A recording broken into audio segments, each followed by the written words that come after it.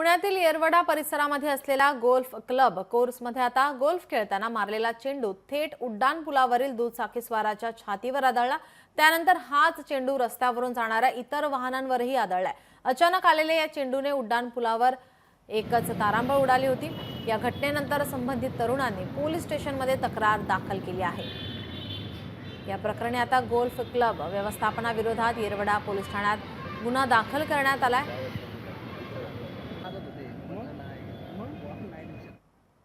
उडान bridge वरनं मी येत असताना मी आणि माझे सहकारी दुचाकीवर येत असताना हा बॉल, या बॉलचा वेट पहा किती। हा बॉल येऊन पहिल्यांदा चारचाकी गाडीला धडकून माझ्या छातीवर लागलेला बॉल आहे हा।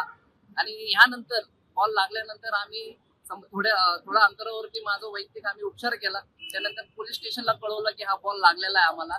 आणि बॉल लागल्यानंतर काही किती मिनिटानंतर तरी मला काय सुचत नव्हतं।